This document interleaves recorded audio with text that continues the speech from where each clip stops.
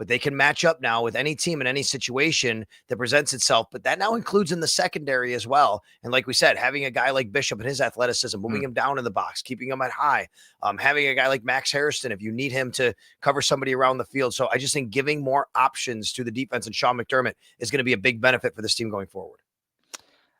Cole Bishop, tapped in player of the game for us, presented by Thin Man Brewery. He was phenomenal.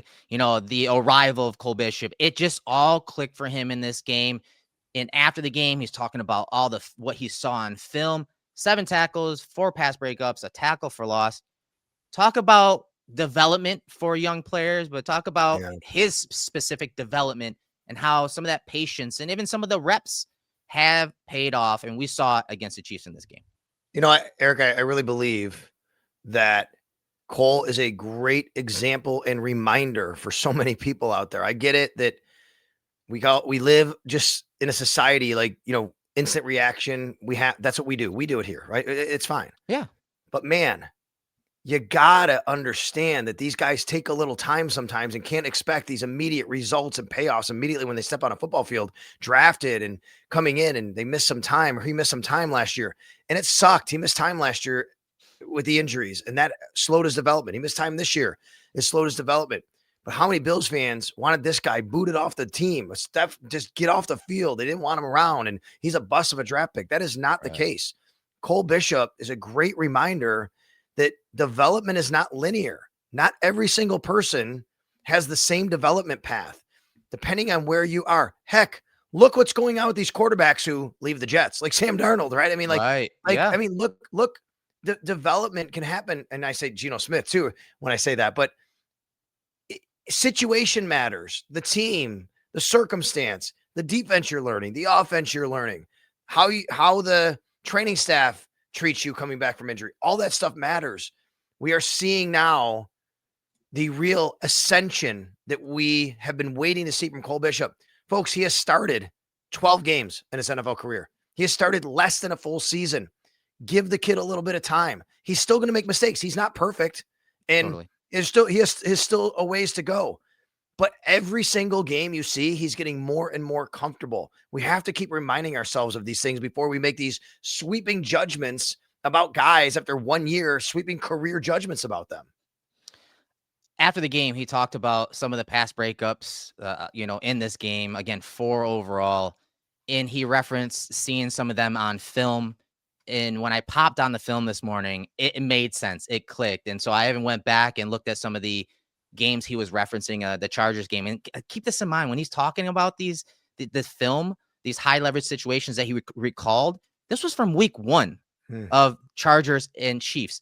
And so keep that in mind when we're listening to this and watching some of the film. I put it together here. Take a look. The one-on-one motions on the 3rd down, just kind of film study, saw a play versus Chargers where he spit it out there pretty quick. So being able to know that he's potentially going to throw that ball, and then just chasing the motion, being able to anticipate that the ball might go there, and just get downhill on it. Guys were saying that maybe if I got my head back, that's an interception opportunity, but just running after the man and hopefully maybe get your head back next time. And Sal, and here's another play that it had to come on film. A 4x1 look to the bottom of the screen, week 1, right? And you see them just go ahead and on a hot throw it right to Brown on just a little curl route over the middle. Same thing yesterday on that 4th down play where here comes the 4x1. You'll see the running back come to the bottom of the screen, and Cole is immediately calling this out. And he's calling it out because Rashee Rice is there in the slot. And watch what he does on this play, where really he should be bumping out here because of this push right here. He should be bumping out to Kelsey. He trusts his eyes. He trusts his instincts. He trusts his film study, and he breaks on the ball to create that pass breakup. I can't stop but think that it's great stuff. Having guys like Jordan Poyer in the room, having those veterans that, last year, Micah Hyde, how important it is to study film, but how important to take it from the meeting and classrooms to the field. And I felt like this was one of those games where the light just came on, where he was able to do that routinely. A couple of things. Number one, that play you showed, that's an example. So Cole comes down and Cam Lewis goes back and plays safety on that play. Yeah. They actually switched spots. And I'll give a shout out to my colleague, Sneaky Joe DiBiase on WGR, who noticed that. And I didn't realize that in real time, that they actually flipped spots on that play.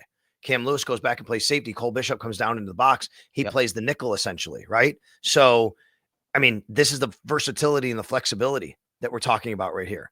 And then the other point you're making, Cole Bishop's a different player since Jordan Poyer has been next to him.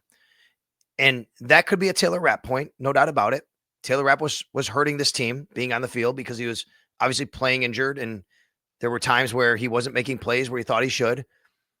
But the high level IQ of Jordan Poyer to be able to do everything he can do in this defense and understand it and line guys up and get set, being next to Cole Bishop every day since really the regular season started, the Bills got panned. The Bills got laughed at by their own fans for bringing Jordan Poyer back into the organization in any capacity.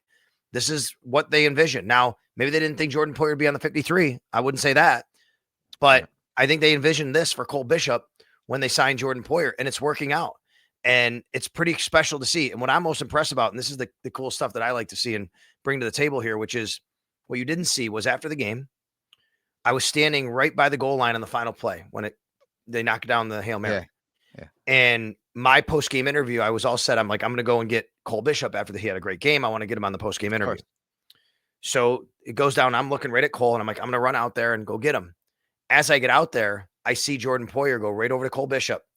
I had to wait to tell our producer that I had Cole Bishop, and the reason was he was in a big embrace with Jordan Poyer. Jordan Poyer went over to make sure he gave him a hug, and they shared a moment together after that play.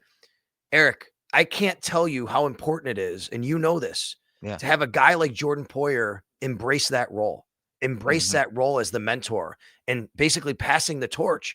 Jordan Poyer's not out here for the limelight. He's out here to help the team win.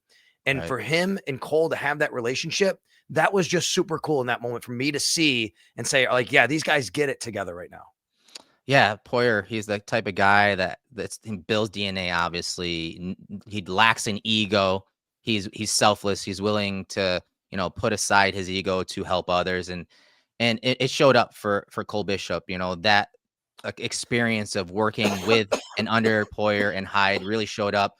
Like, no exaggeration.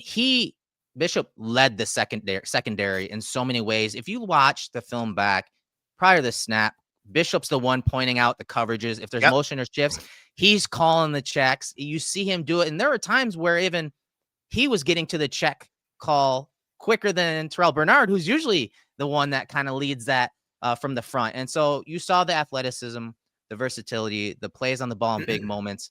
It was just awesome to see, once again, see him take it from, the practice rooms to the field and really let us know about that so that we can highlight it like we just did in that segment. That's why Cole Bishop is our tapped in player of the game, presented by Thin Man Brewery. And if you guys haven't heard, Mafia Light from Thin Man Brewery hits different with just 3.5% ABV and only 80 calories per 12-ounce can.